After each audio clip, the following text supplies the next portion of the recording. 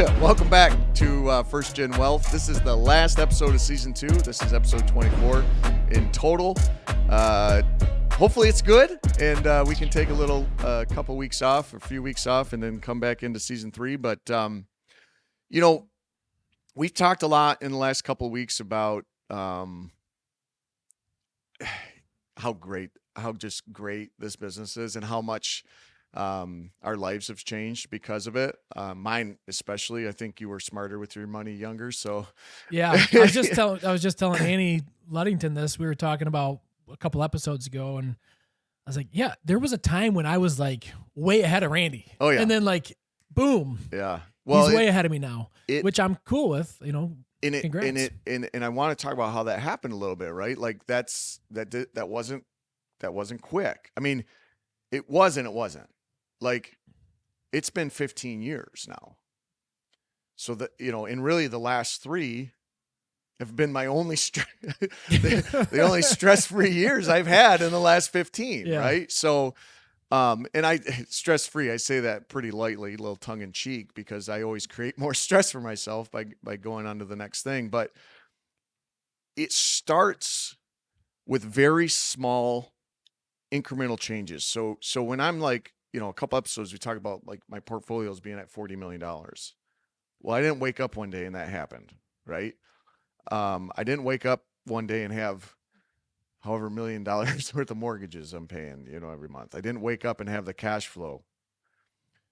Most of the days in the last 15 years, I woke up freaking out, wondering how we're going to have heat and gas and, going to eat. Like, it was a build. It was a process. And it started, number one, with a decision to go that direction. And the first decision we made was to go and get debt free. But that's a big statement. So it starts with one thing, one debt. Get that one gone. The smallest one you've got. Get it paid off, whether that's selling grocery stores, having garage sales. I've sold a couple grocery stores. I've sold a couple grocery stores. That helps too. But no, it's just, you just make the decision that you're going a new direction, and then it just starts with baby steps, little tiny things that build off of each other and stack. You get rid of that lowest debt, and then whatever that payment was. The lowest balance. Yeah. So if you owe a credit card $1,500 and that's the lowest one, that's the one you're going to get rid of. And then you apply that minimum payment to the next biggest, and so on and so forth. Yeah. It's called the debt snowball. And you can find that plan. This isn't something we're inventing. This was a Dave Ramsey tool that we used. The book is Total Money Makeover. We grabbed that, Micah, actually off that bookshelf, the Dave Ramsey Total Money Makeover. I'm just going to show it off. One of the things he talks about, though, is I'm not getting paid for this. No, but it changed my life. So we can change our life. Yeah, you can see that. That's the book. You don't need to zoom in on it, Micah, but the Total Money Makeover, and it's called A Proven Plan for Financial Fitness. And it's step one. If you have any debt in household, that's step one. Now, if you're blessed and you don't, then read the Rich Dad Poor Dad. No, I would say still read that book, because it talks about other things you can do. You're right. Read them. Yeah. Read that. But anyway, book. So it starts with just knocking that first one out, and you build from there. And once you get your financial house in order, then you can focus on, all right, I'm going to buy my first real estate asset. And that's another process, because you got to save up for a down payment depending on the structure, but let's just assume that. And guess what? When your debt's gone and you don't have all those payments now, that savings becomes real easy. Or at least, yeah, right. If you were paying, $500 plus or $1,000 plus a month, right, in credit cards, car payments, etc. But like, this is the confusing part, I think, because you're saying debt free. Once I'm debt free, but now I've got millions of dollars of mortgage debt. So two different things. And I think that's the important thing. This book is super powerful to get your personal financial picture in order, your house in order.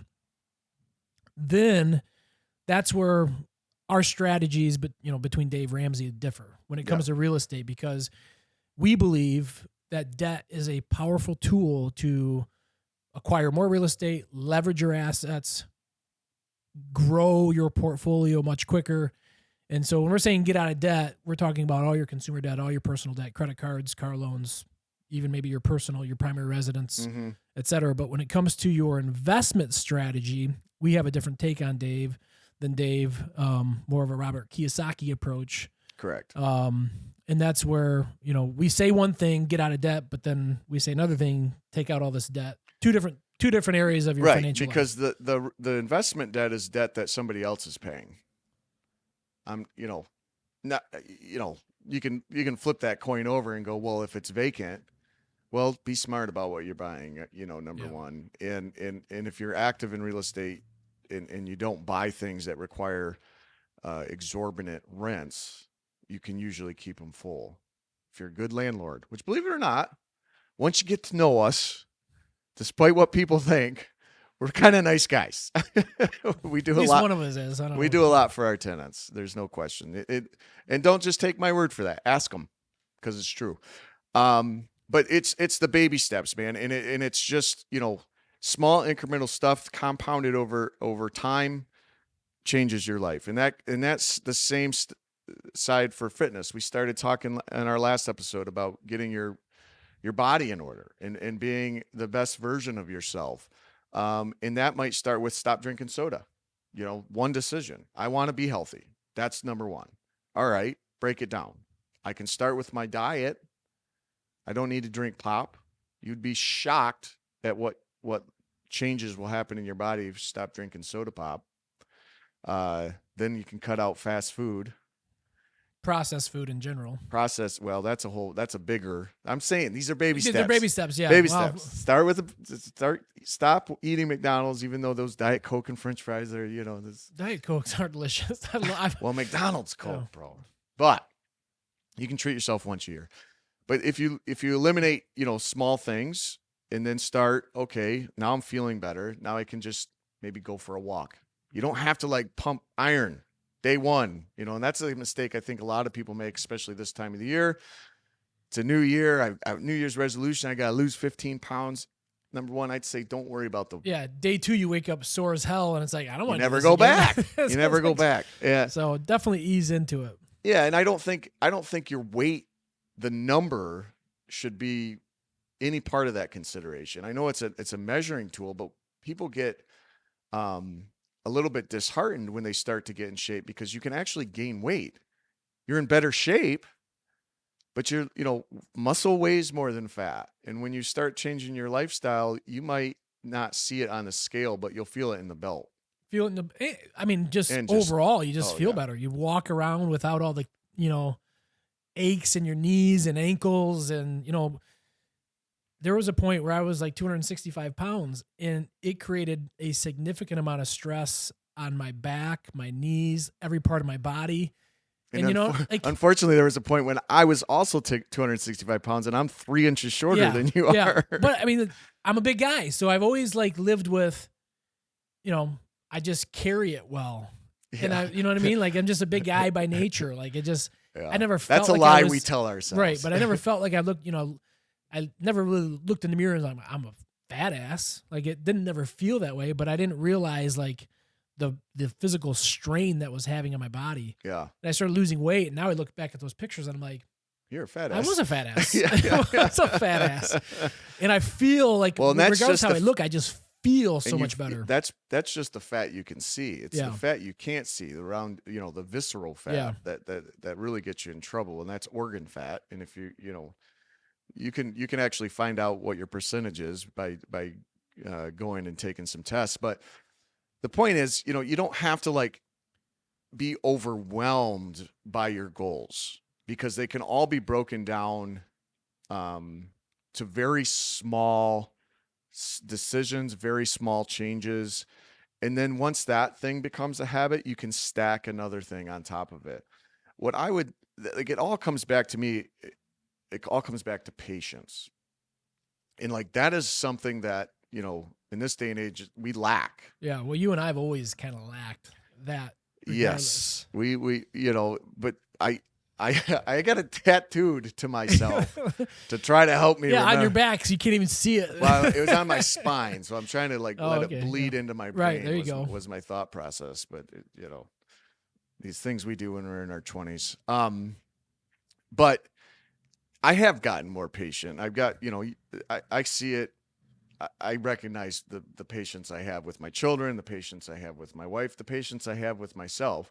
Although that's the one where I'm still could use some work, but nothing happens overnight.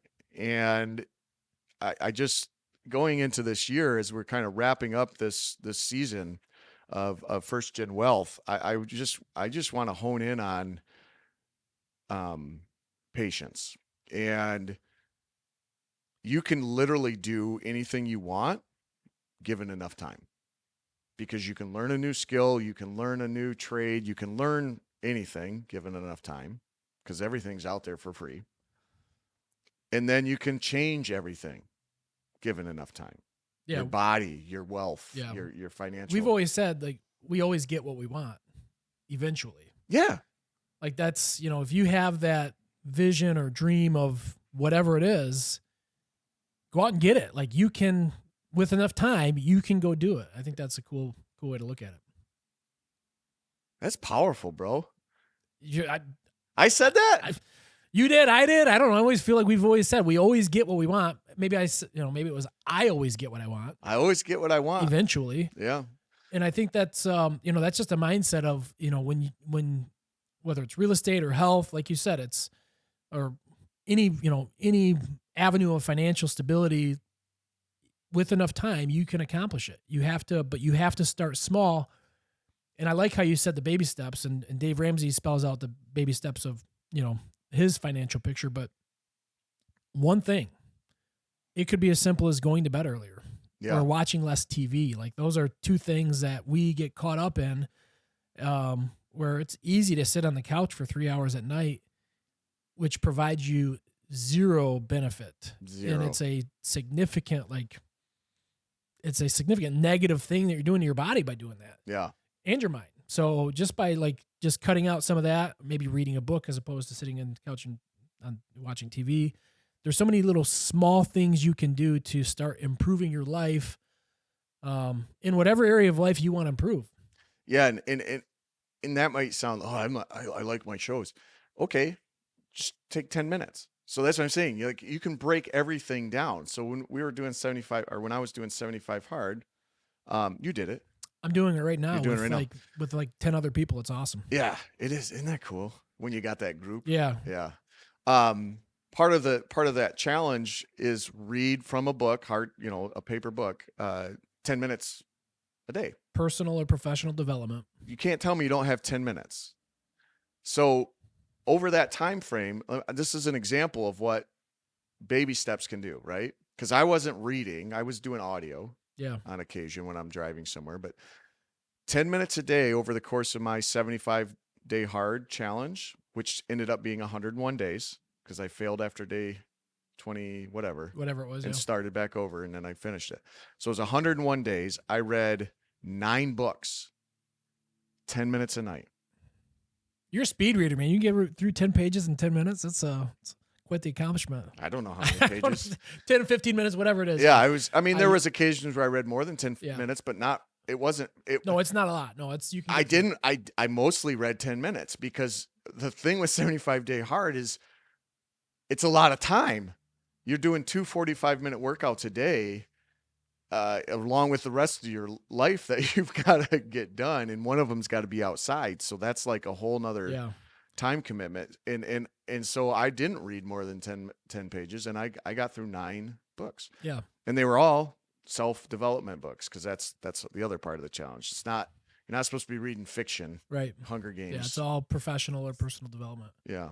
So starting 75 hard in January, by the way, like, we've been kind of lucky. Like, I haven't walked in something too cold yet, but there's going to come a time where it's like, why didn't I do this at a different time of year? So when I went, I remember the worst day outside.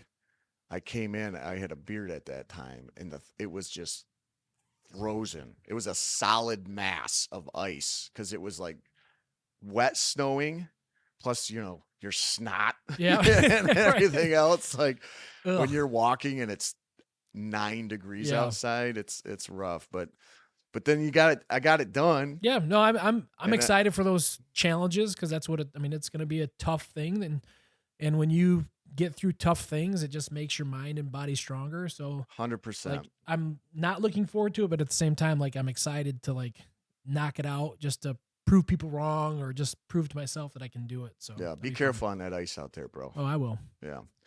So I'm going to do a hybrid version of it. You know, I've already completed it once, so I don't really feel the need to do that again, but it proved to me that I can pretty much do anything I want. Except arm day or leg day with me. Well, with you. Yeah, right. Yeah, okay. I can do arm day and leg day. Leg day. I don't know. Have you done leg day? I've done a couple. But I was running 45 Right. minutes a day Yeah, I don't run, every though, day yeah. for 100 days. I was doing my legs were tired from day 5 on. Yeah. Like there was never a moment in time. But the point is, you know, like that 10 minutes isn't a life-changing event, right? You can still watch your Netflix binge, whatever, but take the 10 minutes to improve yourself. Read that book or 10 minutes of yoga or, you know, just it's small stuff that you can build on. And when you look at it that way, it's not so overwhelming. I think that's what I'm trying to say. Like this is your life is manageable and you have so much time. You think you don't, but you do. You know what I mean? Like if you're watching any TV, you have time. If you're scrolling on your phone at all, you have time. If you drive, you have time. If you drive, there's so many podcasts and things like that you can listen to and advance your mind. Correct. While you drive. Correct. So you have time. It's just it's like the importance of we hit that do not disturb on that, Micah. Or just pick it up and hang up on them. Yeah. I think the importance of having your goal and whatever that is. Maybe I want to add $1,000 in a month to my life. And that might not be anything other than paying off bills. Mm-hmm. That might be all that is. And then that can get broken down. Okay. Then I'm going to pay this little one off. I'm just trying to encourage you to understand that your life can be completely different. You can have the best life that you can imagine if given enough time. And you don't have to like have it tomorrow. It's just one little thing that changes and then one more little thing. And then one more little thing. It's those compounding small incremental changes in your life stacked upon each other over time.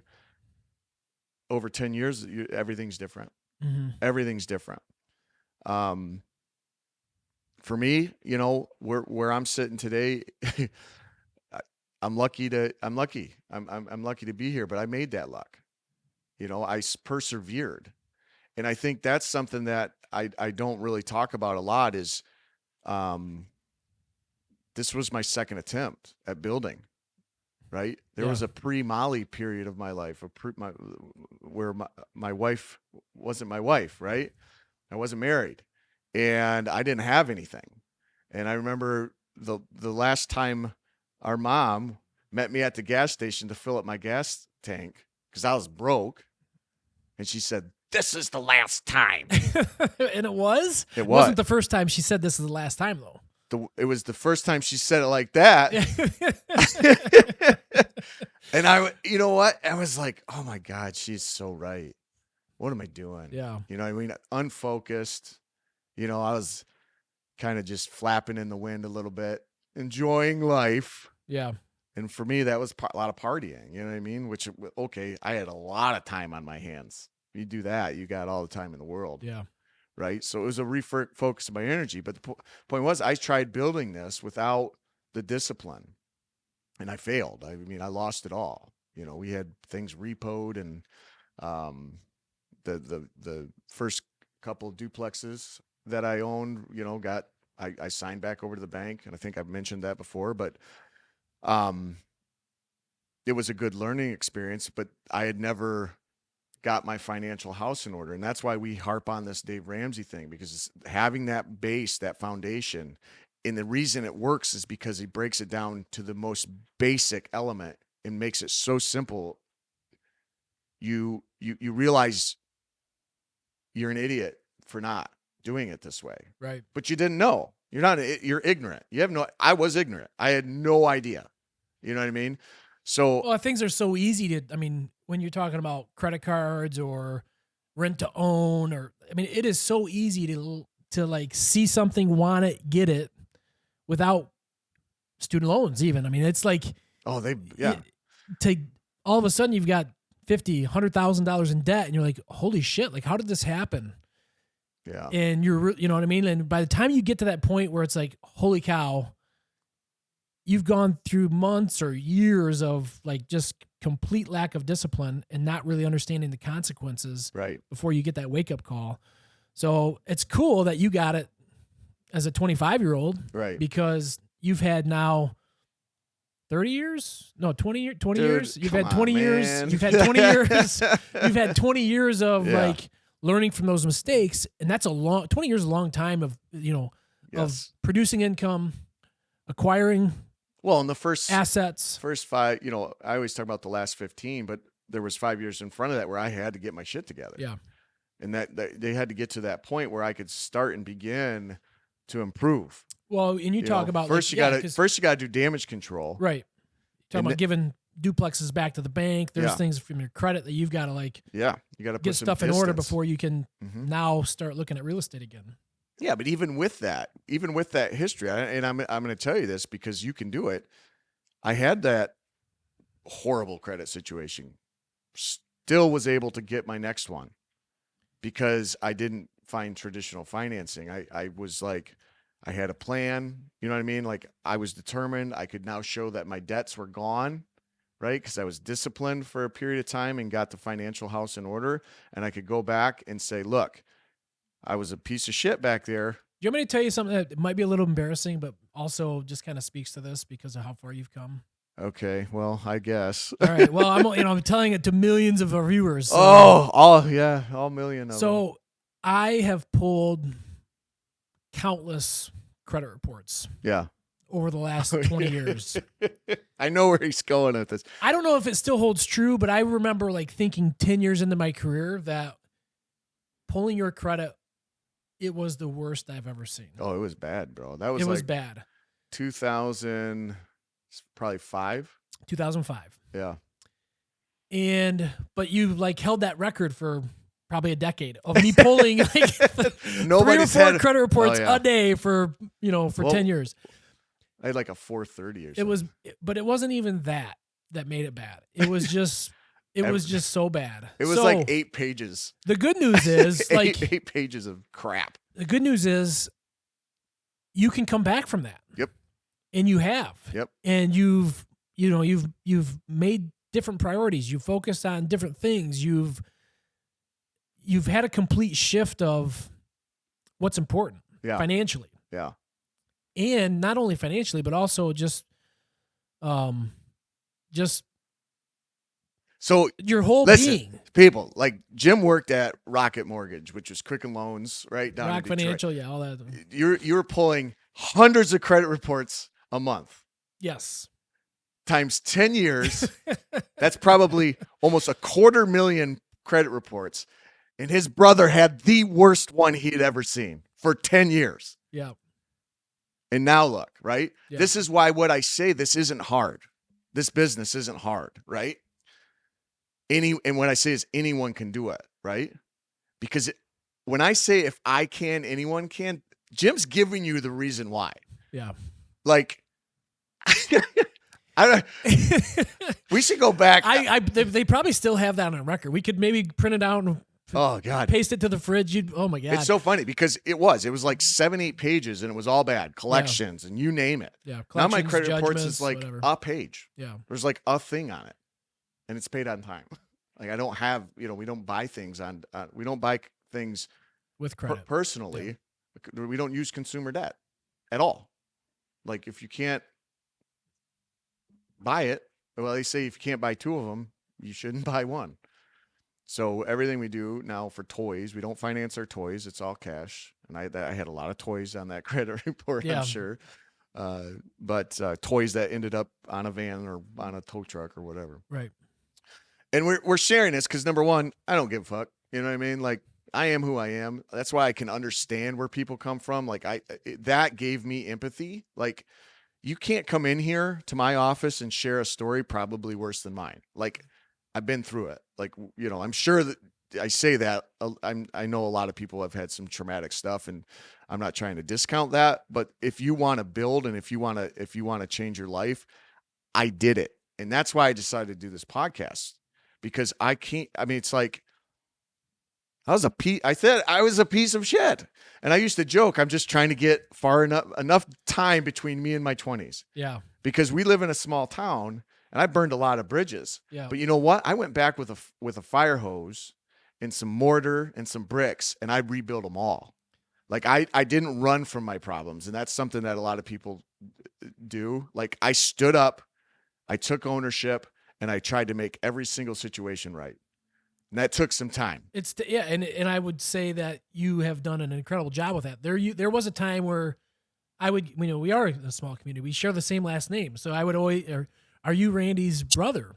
Sometimes, are you Randy's son? But most of the time it was, are you Randy's brother? And I'm like, it depends. Does he owe you money? Yeah, right, yeah. So now it's like, yeah, he's my brother. Yeah. Like there's that sense of pride of like, because I know how far you've come, but also like, who cares about all that? Like, I just see what you're doing right now. Yeah. And I've got the recency bias of seeing all this stuff that's happening right now. And it's like, yeah, hell yeah, he's my brother.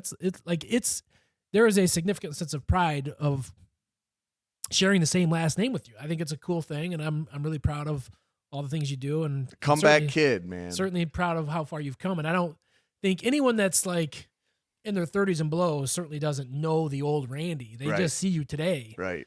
And, anyone that's 50 and up, thank God we didn't have Facebook, Snapchat, and all that stuff, because it'd all be on the internet. Yeah. Well, I even think one of the funniest stories is like, even like going to get my oil change. Yeah. It was like you owed the oil change guy money, so you gave him a canoe instead of paying for the oil change. I mean, that was like, you just had to do what you had to do. Yeah. Maybe it wasn't an oil change. It was something with your car. Yeah. You gave Steve Gill a canoe. Oh, no, it was a paddle boat. Whatever it was. Or a jet ski trailer. I don't know. Whatever it was. It just like, that's where you were at. Yeah. And that's not where you're at now. No. It's just like, No. So regardless of where you're at, like, it just takes first the decision in your mind, like, I want something better for myself. And then the baby step of, okay, what's the smallest thing that I can change to start down that path? And it becomes a momentum that you can't stop once you make that decision. And once you start taking these small steps, whatever it is, you got to own the new you. Yeah. And nobody else is going to believe that. Promise you. That takes a long time, especially if you have been a little bit vicarious or a little bit loosey-goosey with your financial situation. People won't trust you. That takes a long time to rebuild that. But it's doable. It's doable. Yep. And I can promise you, we're never going back that way. Once you go one way, you don't go back. So it's a journey, and it can be done through small changes, small incremental habits that just stack upon each other until you're a completely different person. And I'm proof. I'm absolutely proof. And if you want a list of people to talk to that would tell you how different I am, give me a holler. Yeah. I can, I got lots of stories on that, but the point is, it would be very tough for you to convince me you're incapable of doing this, because, of your situation. Because I created a situation for myself that was, by most standards, insurmountable. Yeah. But I just never gave up, and I didn't see that as who I wanted to be. So we made some changes. Well, thank you for being vulnerable and let me tell that story and sharing all that, because I think it's super important. It is, it is what it is. I'm happy to. Yeah. It's just part of who I am now, and I think like I was starting to say, is like, I can empathize with more people now because of that. Like, we weren't, we say it all the time, we weren't born into anything. And other than, I think, good work ethic. Yeah. And so, and good just ethics in general with, Yeah. Moral compass, if you will. But, well, those did get a little bit sidetracked. Yeah. But I think you always, you choose the booze, you lose. Yeah. So, yeah, but I think that's a good good way to wrap up season 2. Just Well, yeah, just being grateful for how we were raised and Yeah. how that translated into, what we do now. And it's been an awesome season, man. It has been an awesome season. I look forward to season 3. You can do it, folks.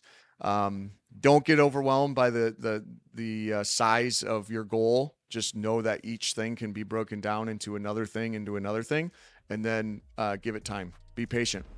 And be patient, please, segue, while we take a few weeks off before we transition into season 3. And if you're still listening, thank you. We appreciate your time. Go ahead and hit that subscribe button. It's free to you, and it means a lot to us. Happy New Year. We'll see you in a couple weeks.